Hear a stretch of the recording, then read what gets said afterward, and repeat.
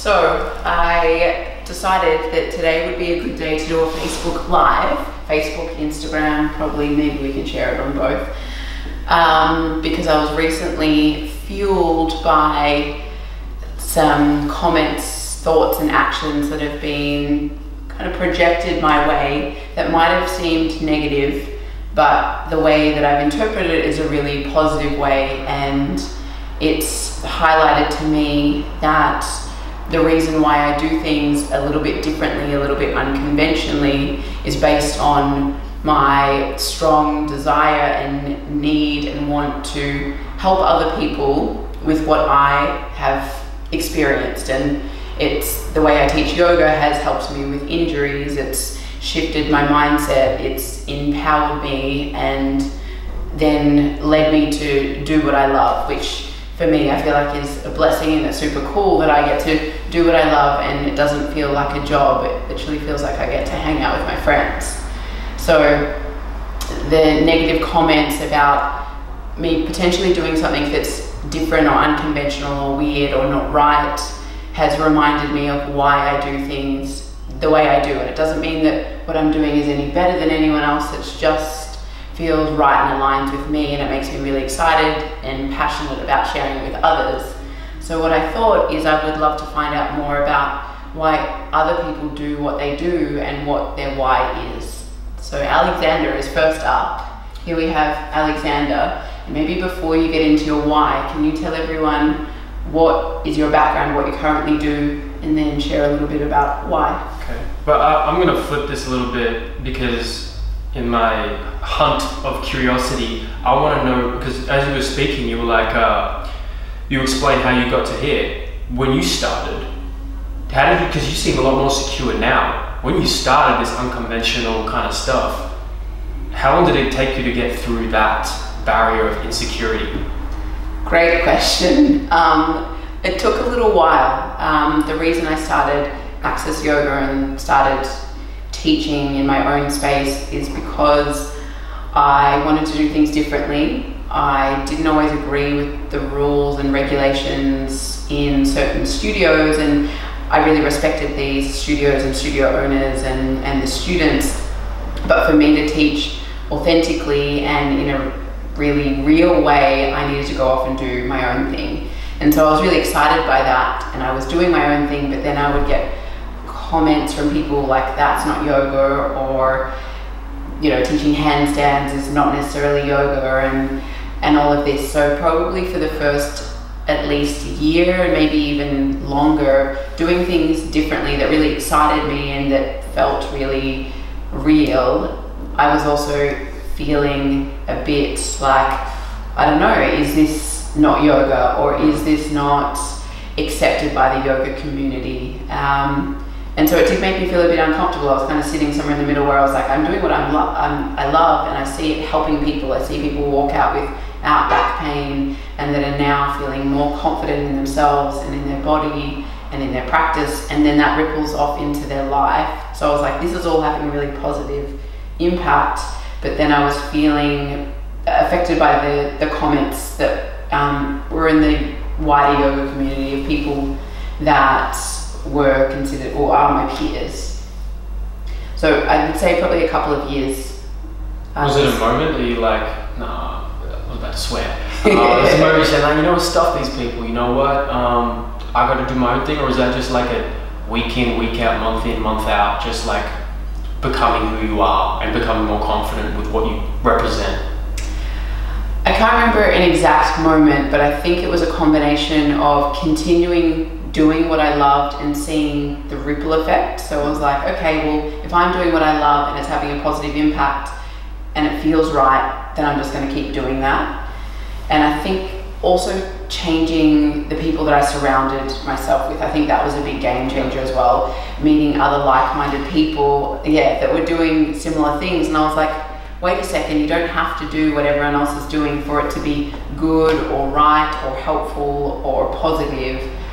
And so I think it was a combination of time, doing like the practice of it and implementing it, but also surrounding myself with people that were also doing the same in their own way.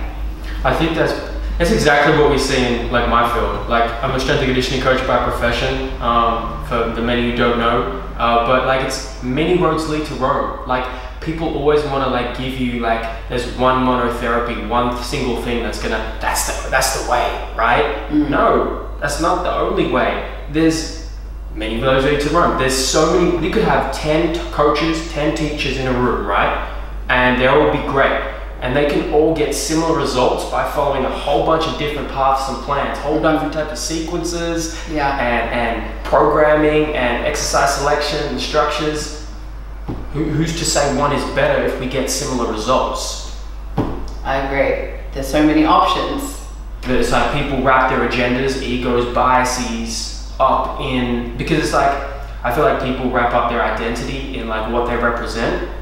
Like, veganism, CrossFit, like these big, they become like ideologies and religions for people. Like religion isn't even that. It's like they wrap their identity up in it, and to challenge that is to challenge someone's identity. So when you do that, well, of course there's gonna be a bit of friction, right? Of course they're gonna die on their own sword. So, it makes sense. Yeah, it's interesting being on the receiving end of it, and a few years ago being affected by it and making that question myself, whereas now seeing that when you are comfortable in your skin, you're comfortable in doing what feels right, it no longer affects you in a negative way, but more so in a positive way and fuels you, which is really exciting, I think. That's the energy. You use energy to move you forward, or it stagnates you or pushes you back, and you're using it for like this, like. That's what winners do. Maybe. I think so. Yeah. So what about you? What is your why? I didn't answer your first question. Yeah, so let's go back to the why. But nice segue into why you're a strength and conditioning coach and why you do what you do. Also with a background in yoga teaching as well, and a strong interest in kind of biohacking, I guess you could say, or wanting to improve health in all areas. Yeah, so my interest, this all stems from just curiosity for me. Like I'm so curious about the human body, and that stemmed from basketball. Like dedicating my life to basketball from 15, 16 years old, and then from there, as I tried to optimize my own performance through nutrition, through sleep, through lifestyle, exercise, then it turned into what it is now, where after I completed my career and got home from America, I'm done now. How am I going to use this? Training, coaching, strength and conditioning. Then yoga helped me so much as a teenager, became a yoga teacher, and then it's like now, it's like, okay, how do we tick all the boxes and not just treat the human body with one modality or two modalities, but tick genetics, nutrition, exercise, sleep, the biohacking stuff that like Ben Greenfield talks about, like how can we incorporate like ancestral living and modern day technology, combine it together. So I don't have no interest in, like, people talk about niches. Like yoga is a big niche for people, and like yoga strength is I think a big specialty for you. I don't really have interest in becoming a niche or niching myself out, and that's going to be a detriment to growing a brand and a business. From my observation, but I don't care, because I understand the human body is vast, and I want a thorough understanding of it.